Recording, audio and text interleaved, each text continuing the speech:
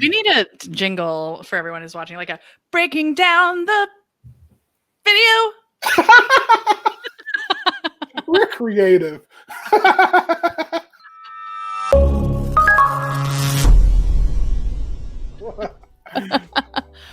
Hi. Where are you? Well, you know, in the last episode we did of this, I told you about the inn I inherited. Oh, yeah. So this is the foyer of my inn. Oh, it has a little bit of a different look and feel. No, the previous place I was at was my New York City apartment, my bachelor pad. This is my... I thought you just said it was an inn. No. The previous episode... I was coming at you live from my New York City apartment, but now we're at my Connecticut inn that I inherited. Oh, you have too many properties. How am I supposed to keep up with this? With me and Donald Trump. So we are coming up on our first year of like this new incarnation of Broadway Unlocked, which is crazy. Oh my God. We have had our first two shows come back to and they're ready to do a show again with us. Like one of our first big events was the Guthrie Gala. Yeah. Guthrie Virtual Benefit rather. And you had the honor and the distinct pleasure, and they had the distinct pleasure of having you direct their opening montage, this opening kind of Shakespearean monologue. Tell me about that. Yeah, so the team at the Guthrie, of course, like they're so known for doing extraordinary work, particularly around classics. Johaj handed over the reins to me, I probably unwillingly, to be honest, but to direct this short film version of O for a Muse of Fire, which is, of course, one of the most beautiful, amazing, great speeches in the Shakespearean canon, and also just like had a lot of resonance at the time. Like there was a lot going on in the world when we were working on this. I don't know if you remember. I super remember. 2020, y'all. 2020. Oh, 2020. And it's funny because I saw also, so Over a Muse is sort of this prologue that starts the play, and it's Over a Muse of Fire, right? We're looking for this muse, and will we be able to basically get on stage as actors and bring, do any justice to the words and help you to imagine things? And it's been performed in a variety of different tones and sort of like, lenses through which it's spoken, but against what we were sort of watching happen at the time, which was that like theater had been shut down and then it was still shut down. And we were sort of just realizing this wasn't going away and our stages were dark. And then George Floyd was murdered. Right. And there was this moment when I was reading the speech for the 1500th time where I really just like felt these words in a completely different context than the play, which is to look for a muse in this time. And like, can we even do this really on the internet? Right? Like we have to be theater actors on the internet. And then there's a turn in the speech that we'll see where like you really are asking the audience, enlisting them to be a part of the journey. And that felt really important at that time because we were all going onto the internet for the first time. And, just sort of like asking to make a moment with people. And so anyway, it was crazy. It was super fun. I got to work with a lot of people. I kind of wore Depends like 24/7. So that when I got emails from people, there were a lot of like you messaging me being like, oh my God, Courtney B. Vance. Oh my God, Don Cheadle. Oh my God, David Hyde Pierce. I did in that tone. Exactly. I think do we want to take a look at it and then go back? Yeah, let's do that. Breaking down the video. Really upped our production value here, Natalie. This week. This was so beautiful, actually. Pause it right now. That little bit. So, I mean, this is again with user-generated content. Aaron pulled this beautiful shot that Ricardo grabbed of the sky and then gave it this color treatment, which, by the way, little pro tip inside, this color treatment on this film has the Guthrie blue in it, just a little bit, which I love. That was an Aaron thing. It had nothing to do with that. But it gave us this moment to open us all up under the same sky, right? Like we're in the same place in some ways at the beginning of this. And also the other thing I want to point out before we move on from this is just like Another thing that I love about making UGC stuff is how collaborative it has to be because you can't have a plan really. And so like when Aaron picked this music, actually, I mean, I described like what the speech meant to me. I actually broke the whole speech down for him in terms of how I was thinking about it. But he went and picked the music. And so then he came back with this beautiful, like musing moment across all of those actors. And I didn't tell him to do that. You know what I mean? And that's another thing that I just love about this process when you're working with super creative, amazing, professional, talented people is like, you make the hat, you know, you make and that's the hat. The thing that, you know, you and I always talk about, and it's great when we find other people who kind of can get in that mindset. One, don't wait for permission. Yeah. And two, just throw the spaghetti at the wall and see if it sticks. Totally. I was going to use a different analogy, but this is professional. That's awesome. Yeah, let's keep watching. Lila Robbins, by the way, I'm like watching Handmaid's Tale for the first time. Finally, she's everywhere. She's so good. Oh, her for a Muse in a second. Oh, for a Muse.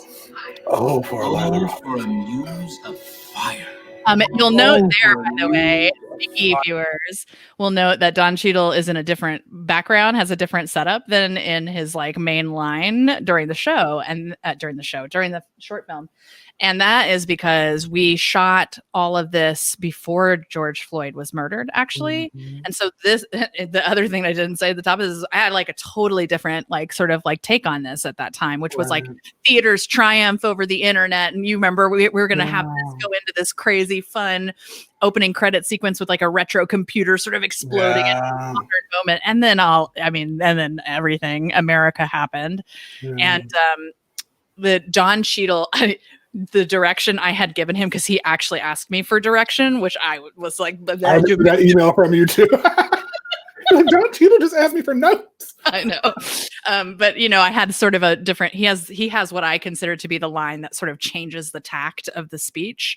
That really changes what we're talking about. And it was sort of much more originally this like boastful Don Cheadle thing, you know, and then all this shit happened and it just, oh my God, it just meant something completely different. So he is the only one I had to ask to do another take of his lines, which he very, very graciously did. And I was really thankful. Excuse me, Don Cheadle, can you do a reshoot, sir?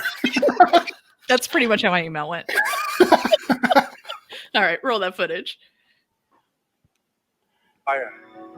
Oh, for a Muse of fire. Oh, for a Muse of fire. Oh, for a Muse of fire. Oh, for a Muse of fire. Oh, for First a chill. Muse of fire. And there too. Okay, so let's go back and talk for a second about your very, very intuitive like comment about the sound, and also that moment with Ryan. So again, I actually have to say, I feel like I learned more about acting reviewing all this footage than I have in a long time because people like Ryan and Don Cheadle and David Hyde Pierce, I mean, they all did it, but really they just gave us all these takes. They never cut the camera and they just tried things. And they connected the moments when it didn't, like, I have the funniest stuff from Don where he's like trying something and it doesn't work. So he sort of like resets and it's amazing. And Ryan just did that guttural for a Muse, and it informed the entire thing is basically built around that, honestly. And to watch, you know, as I also was watching this, I was just thinking about, it's the same damn speech. And you have so many different like interpretations of it. And that like even like Lila, like I said, like her first over a Muse like always takes my breath away. Ryan's takes my breath away. Like it just kind of hits you in the gut, and it's that thing that like we talk about. Just try, damn it, just try different things. All right, let's go back to it. Fire. Oh, for a Muse of fire.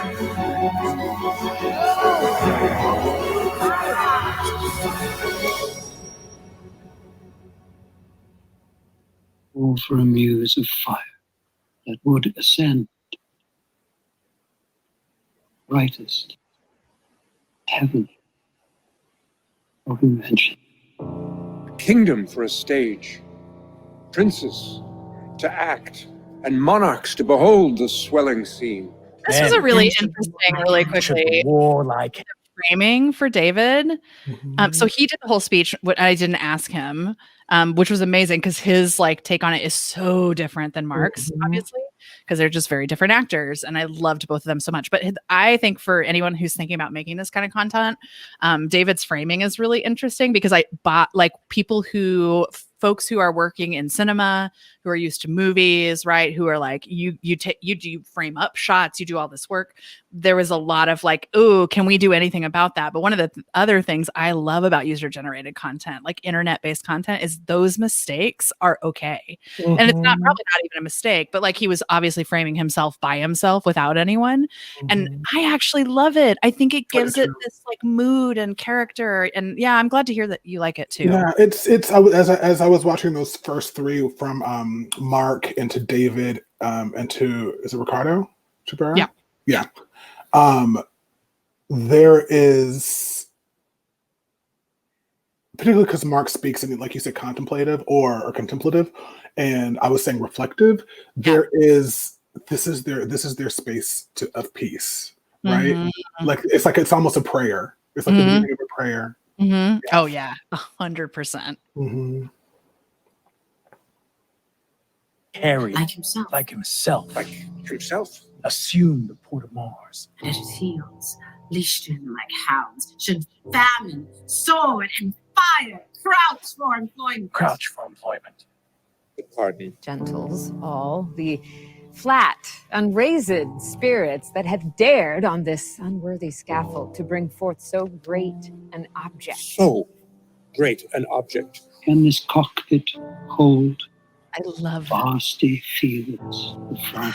I can't with Many that moment. clams Like I just like fucking can't with within that this moment when wooden he says hole. that because all I can Very- think of is what you were talking about earlier, Jermaine. This moment. Can this cockpit shoot, I just forgot the word. Hold the vasty fields of France. Like, can the internet hold these fathoms of talent and voices and all of that stuff? I love that. I think it might be my favorite moment in the whole thing.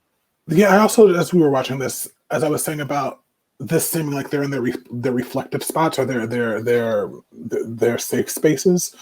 One of the things that we talk to with clients, right, quite a bit is at the beginning of this, when people were having a hard time kind of understanding, is seeing people in their kind of like natural habitat. Mm. You know what I mean? Like we see inside of Ryan's home, we see, Yeah. you know, I forgot her name, the woman walking in her backyard.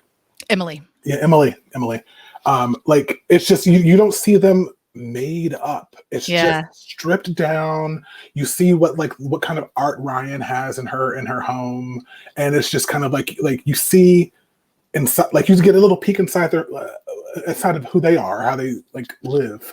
Yeah, and that's a really big important part of like from a directing standpoint, like how you're approaching this, right? Is to use that, to own it, to amplify like people's real voices in this moment. What does it mean to have "Oh for a Muse" be someone's real expression of how they're feeling, you know, at that moment in time in July or whenever it was that we made it. And I think too, this is another thing, like watching that's chunk we just watched, and this is director brain and actor brain at the same time. Like, man, it's so nuanced and it's hard to see if you don't make films or you don't act, but they are such good actors. Of course, again, duh, I don't need to say it, but like no one's just reciting speech. They're all discovering things in every single second of that part of the speech. And that's why editing that was possible. That's why it feels connected, right? Because David muses over something that Ryan just said. You know what I mean? Like that he's discovering in the text, in the moment. And so like, if you're an actor and watching this, I can't tell you like what a treat and how easy it is to direct something. That really is kind of a gift for us being live stage actors, to just be able to pick the best takes and to try everything that you want and just kind of just throw it all on the table. And just, I don't know, it's just one of those things that like, this is where it pays off. When you like, this is like when you often wonder, is it too much? Or is it too little? Like, give us the too much and give us the too little, and then you'll get something 100% beautiful. The casks that did affright the air at Agincourt? Like there. Oh, pardon. Oh my God, I did not barely let anything happen. But here, this is a real important story again with UGC and how crazy it is. And I love this. So That's the turn of the speech, right? It's really the first time we stop saying, can we do this? And start saying, you need to be a part of this with us, right? The viewer. And so I knew I wanted a turn of music in it, and I wanted a different feeling and a tone and all of that good stuff. And we're messing with it. And like the music that Aaron had picked out, like wasn't timing. So there actually was a third piece of music. Cause if you savvy Shakespeare scholars will know that there's a few lines missing out of that little bit right before Don Cheadle's "Oh, pardon" and the turn. And we just like couldn't make it work with the music that we were using, because it's royalty free music, right? We're not getting music composed for this. And so I went back to the Guthrie and I was like, I want to propose that we cut this. Please don't kill me. And they were like totally down to talk about that. Absolutely have to use a dramaturg. And I was like, oh my God, what a dream. You're telling me we have to hire a dramaturg to help me find the cuts in this?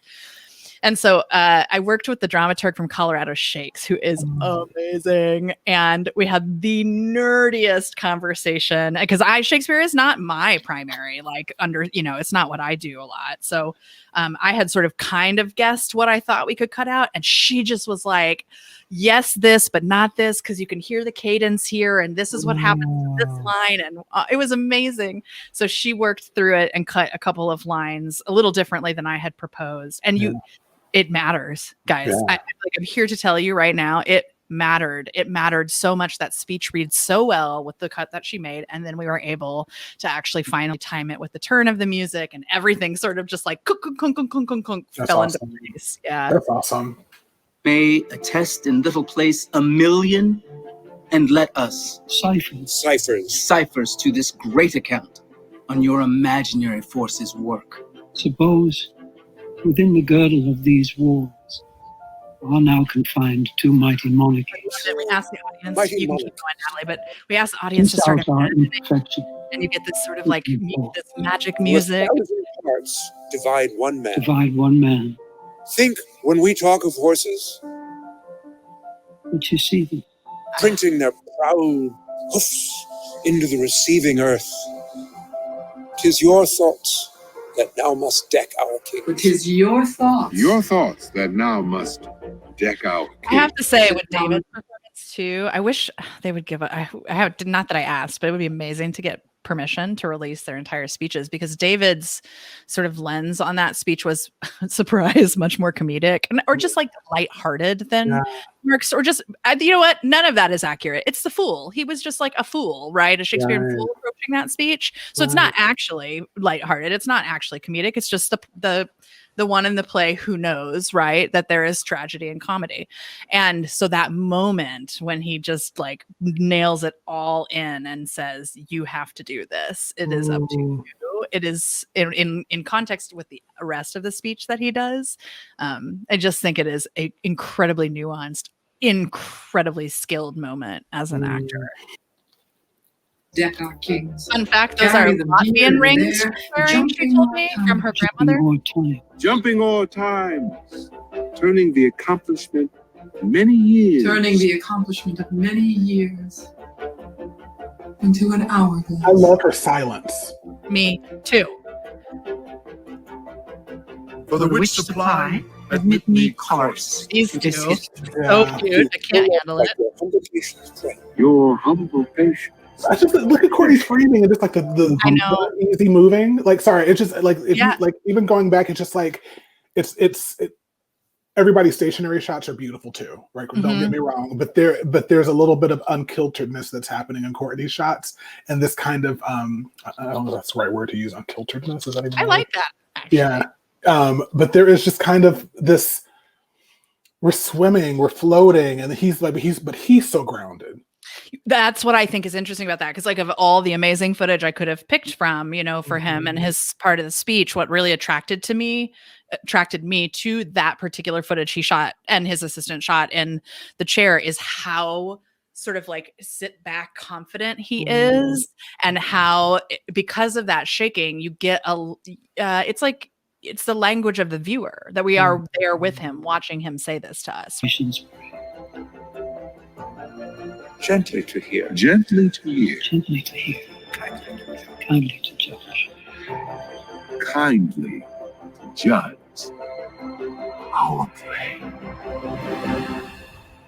And just that I just, also, by the way, looked out that Courtney, I don't think I even gave Courtney the last lines of the play, and I just did them anyway, of the speech, and that then he covered the camera. Like, come on, like it's all. I love the danger of making this kind of stuff, and also never underestimate an actor who's like, because I've done it before myself. It's like, oh, you want me to do that?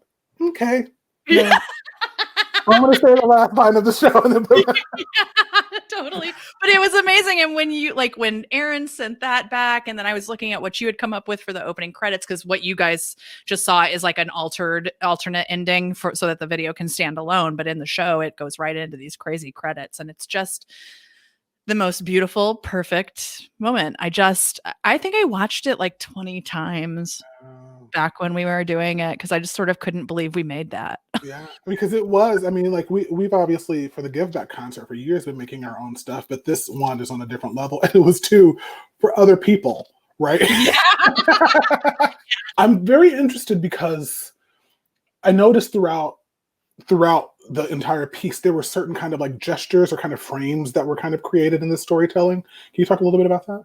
Yeah. So I have particular opinions about user-generated content, this is in some form which just means that the user generated the content, right? So those actors, all alumni of the Guthrie, filmed themselves. And I got lucky because, of course, they're all film stars, so they know what they're doing, even if it's an iPhone. But one of the things that I really want when I make user-generated content like this is for it to feel cinematic. And in order for it to feel cinematic, in my opinion, you have to feel that each of those people is connected somehow to each other, and that they can hear, see, right? And they're telling the same story together, which in a film setting is more than words, right? Like we know, like film and cinema is far more than the words on the page. So, and I could tell that in the sound too, like just like the soundscape that was happening. Like I could just like particularly because a lot of them were outside. It was like an echo, like they were in a forest or something where they lived. Here's the other thing about making this kind of content. I love it, but it's terrifying. You cannot have a plan because you do not know what you're getting back. Right. And I was like, what I know from making a lot of this kind of content is you just want extra stuff that you can like pick and choose from to try to tell that story you're trying to tell. And Aaron was like, well, what if we had them do some repeated gestures, like cover the lens, uncover the lens? I was like, that's great. Just everybody who's watching, no plan on how we're going to use that. None. Just like, let's have them do that gesture. And then I wrote up another brief with a couple of the other ideas that Aaron had. And then I threw in there, here's some like grab bag stuff to choose from. Like, think about recording this somewhere that exemplifies creativity and imagination to you, because that's a big theme of the entire speech. Obviously like consider some unusual camera angles or like positions to the camera, which is like that great shot you see of Courtney on the wall, I feel like, so that's kind of where all that came from. We basically just sent this little brief out that said, do these 4 lines or the whole speech in Mark's case. And then David did it too. So like, do these 4 to 6 lines. Here's your grab bag of things. And one of those obviously was also to say over a Muse of Fire as well, like as a one-off, which I didn't know what I wanted to do with, but I knew I wanted it because it felt like, to your point that you just made, it's like such a strong call in that moment for all of us that make theater and film and all of that. So yeah, that's why you end up getting those repeated gestures, because ultimately they were what connected all of them, right? That we were all taking to our computers and our phones in this moment to call for this muse, right? Guys and girls and non-binary, thank you so much for joining us. Jess, it's beautiful. It's wonderful. Anything else before we go? That's it. Yeah, I hope you enjoyed. That was great. If you didn't, don't leave it in the comment section. Just kidding. But we'll create something else soon. We're creating all the time. And next time you see us, maybe I'll be on the lanai or the veranda or who knows where I'll be.